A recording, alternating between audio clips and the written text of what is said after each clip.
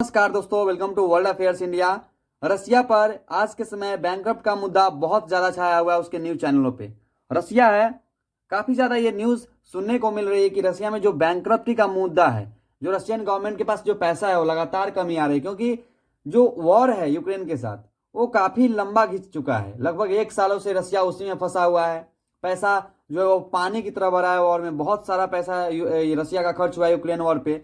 उसके बाद अगर देखें तो रसिया पर बहुत सारे सैंक्शंस जो है, प्रतिबंध जो है वो लगे हैं वेस्टर्न कंट्री के द्वारा। इससे रसिया का इकोनॉमी जो है वो निगेटिव ग्रोथ रेट के साथ जो ग्रो कर रहा है, तो लगातार रसिया के साथ प्रॉब्लम जो है वो लगातार आ रहा है। और इसमें इंडिया क्या रसिया को हेल्प कर सकता है या फिर रसिया इंडिया से जो हेल्प है वो मांग सकता है $2-3 बिलियन का, ये देखना बड़ा दिलचस्प मुद्दा होगा। आपको बता दें कि रसिया के पास करीब $600 बिलियन के आसपास थे, जो रिजर्व होता है करेंसी रिजर्व उसमें थे, लेकिन रसिया का $600 बिलियन जो है वो फ्रीज किया जा चुका था। रसिया का जो वॉर था यूक्रेन के साथ स्टार्ट हुआ, उसके बाद $600 बिलियन जो था वर्ल्ड बैंक के द्वारा फ्रीज कर दिया गया और रसिया के पास $600 बिलियन बिल्कुल गायब से हो गए अचानक से। अब रसिया क्या कर रहा है कि रसिया कर रहा है कि लीगल अपील जो है हम इसका करेंगे कि $600 बिलियन जो रसिया का पैसा है वो नहीं दिया जा रहा है इस समय में। तो इस सब के पीछे क्या लॉजिक है रसिया का और वेस्टर्न कंट्री क्या सोच रही है, सबके बारे में बात करेंगे, तो बने रहिए इस वीडियो में, पूरा देखिए। सबसे पहले आपको बता दें कि रसिया का जो $600 बिलियन के आसपास जो रिजर्व था, वो रिजर्व अब गोल्ड और फॉरेन एक्सचेंज दोनों में होता है। अब इंडिया, आपको पता होगा इंडिया का जो रिजर्व होता है वो 500 से लेकर $600 बिलियन के आसपास झूलता रहता है, 550, 600, 610, 20 इसी के आसपास।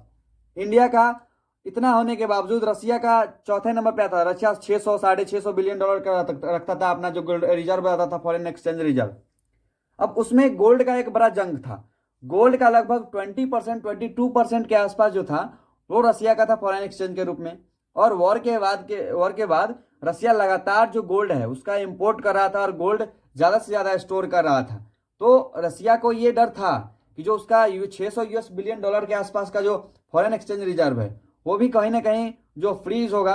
तो रसिया भी इस चीज से अवगत था और रसिया ने भी उस चीज को लाइमलाइट लिया और अपना गोल्ड रिजर्व बढ़ाया। इसके बावजूद जो अभी के टाइम में है कि रसिया कोशिश कर रहा है कि ज्यादा से ज्यादा लीगली तौर पे जो $600 बिलियन है वो रसिया को मिले, क्योंकि आपको समझना होगा कि रसिया का जो पैसा है वो लगातार खर्च हो रहा है, पानी की तरह बह रहा है यूक्रेन के वॉर में। और यूक्रेन का वॉर काफी लंबा खींच चुका है। उसके बाद जो कंट्रीज हैं, वेस्टर्न कंट्रीज, वो रसिया को आइसोलेट करना चाह रही है। और रसिया को आइसोलेट करना इतना ज्यादा इंपॉर्टेंस है वेस्टर्न कंट्रीज के लिए, उनका मानना है कि रसिया को अगर आइसोलेट कर देते हैं वर्ल्ड से तो ये उसके लिए और दुनिया के लिए एक सीख होगा कि किसी भी कंट्री पे अटैक नहीं करना चाहिए।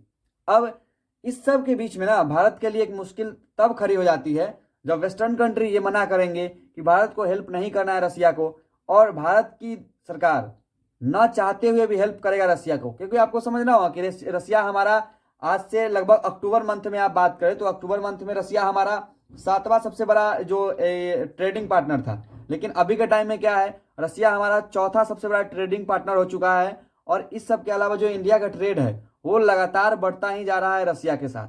तो रसिया के साथ इंडिया का जो ट्रेड है वो लगातार बढ़ता जा रहा है, जिसके कारण रसिया और इंडिया में जो गहरी जो दोस्ती है वो ज्यादा और बढ़ती जा रही है। इस सब के बावजूद कि वेस्टर्न कंट्रीज रसिया पे ज्यादा से ज्यादा सैंक्शंस लगा रहे हैं।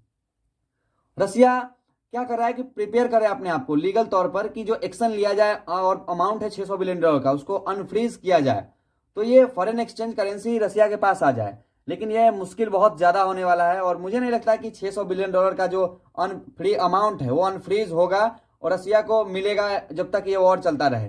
क्योंकि वो आपको समझना होगा कि वॉर जब तक खत्म नहीं होती है वेस्टर्न कंट्री रसिया पे से प्रतिबंध हटाएगी नहीं। और वॉर खत्म भी हो जाता है फिर भी उसके बावजूद रसिया पर जो प्रतिबंध है वो लगातार बना रहेगा, जिसके कारण रसिया का इकोनॉमी लगातार निगेटिव ग्रोथ रेट के साथ और जॉब अपॉर्चुनिटी वहां बहुत कम है।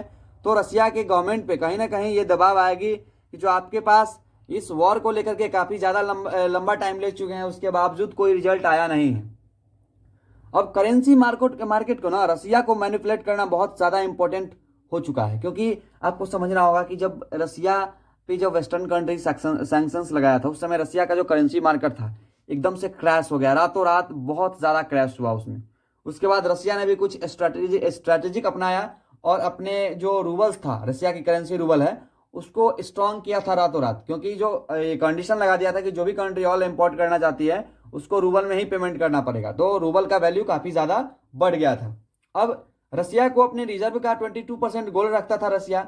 2022 के बाद रसिया जो ये आर्म सप्लाई है वो इंडिया को और बढ़ाया, और इंडिया का पिछले 5 सालों में $13 बिलियन का सिर्फ और सिर्फ आर्म रक्षा डील हो चुका है रसिया और इंडिया के बीच में। तो ये और ज्यादा व्यापार बढ़ रहा है। रसिया इंडिया का चौथा लार्जेस्ट पार्टनर हो चुका है, ट्रेडिंग पार्टनर। उसके बाद अगर बात करें तो अक्टूबर में 7वें 8वें रैंक पे था रसिया। यूनाइटेड नेशंस क्या कर रहा है, यूनाइटेड स्टेट्स ऑफ अमेरिका, कि रसिया पे और ज्यादा सैंक्शंस लगाने की बात कर रहा है। अब इंडिया वर्ल्ड का तीसरा सबसे ज्यादा बड़ा मार्केट है ऑयल इंपोर्ट का, इससे पहले चाइना और यूएस आता है। तो आपको देखिए जैसे अभी के टाइम में क्या है कि रसिया से हम लोग बहुत ज्यादा ऑयल खरीदते हैं, लेकिन इससे पहले इराक और सऊदी अरबिया था, उससे काफी ज्यादा हम लोग तेल इंपोर्ट करते हैं। लेकिन अभी के टाइम में वॉर से पहले अगर बात करें तो रसिया का इंडिया के ऑयल मार्केट में शेयर हुआ करता था 1% to 2% के आसपास। अभी के टाइम में रसिया का जो ऑयल का मार्केट है इंडिया में, उसमें उसका शेयर लगभग 20 से 30%, 28 से 35 और 30% के आसपास शेयर आ चुका है। और सऊदी अरब और इराक को मिलाकर के जितना ऑयल इंपोर्ट करते हैं हम लोग, उतना अकेले रसिया से ज्यादा इंपोर्ट कर रहे हैं। तो ये भी हमारे लिए काफी ज्यादा अभी एडवांटेज है, और वॉर का फायदा हम लोग भी उठा रहे हैं, क्योंकि ये ऑयल डिस्काउंटेड ऑयल मिल रहा है डिस्काउंटेड रेट पे, और रसिया प्रोवाइड कर रहा है इंडिया को वॉर के पहले। और ये जो जंक है लगभग 400% का जंक है, जो इंडिया का ट्रेड हुआ है रसिया के साथ, उसमें 400% का जो जंक है लगभग आया है, वो एकदम से 400% राइज हो गया है। वही आप दूसरे चाइना के साथ देखें तो 9% का आया है, यूएसए के पास देखें तो 25% का आया है।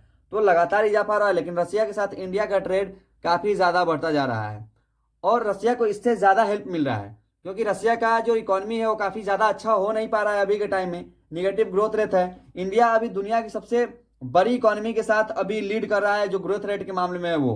तो इंडिया अपना एडवांटेज कुछ रसिया को दिखा रहा है, और रसिया का साथ हम ऐसे छोड़ नहीं सकते, क्योंकि रसिया ने हम लोगों को बहुत ज्यादा हेल्प किया था वॉर में। आपको भी पता होगा, जहां दुनिया एक तरफ पाकिस्तान के साथ खड़ी थी, वहीं भारत के साथ रसिया खड़ा था। तो रसिया का कहीं ना कहीं इंडिया के साथ एक अच्छा रिलेशन है स्ट्रेटेजिकली, इसलिए हम लोग ज्यादा से ज्यादा रसिया को हेल्प किए जा रहे हैं। ऑयल इंपोर्ट हो या फिर अलग अलग मार्केट, फर्टिलाइजर का मार्केट हो, चाहे आर्म्स का मार्केट हो, तो इंडिया के साथ लगातार जो रसिया का ट्रेड है वो भी लगातार ग्रो कर रहा है। अब इस सब के बीच जो रसिया है उसके पास पैसा लगातार खर्च हो रहा है, क्योंकि वॉर में बहुत ज्यादा पैसा खर्च हो रहा है। तो रसिया कहीं ना कहीं हो सकता है कि इंडिया से जो पैसा है वो 1-2 बिलियन का हेल्प मांगे, क्योंकि रसिया के पास पैसा बचा नहीं है अब, और रसियन गवर्नमेंट चाहती है कि दुनिया के साथ ट्रेड करे। तो अलग अलग कंट्री जिसपे बैन लगा उसके साथ तो ट्रेड कर नहीं सकते हैं, तो अलग देशों के साथ ट्रेड करने के लिए आपको डॉलर में पैसा चाहिए ही चाहिए। तो फिर रसिया के पास डॉलर है नहीं, तो इंडिया से कहीं हो सकता है कि वो हेल्प मांगा जाए रसिया के द्वारा। ये देखना आगे आने वाले समय में बहुत दिलचस्प होगा कि क्या रसिया इंडिया से हेल्प मांगता है और इंडिया हेल्प करता है।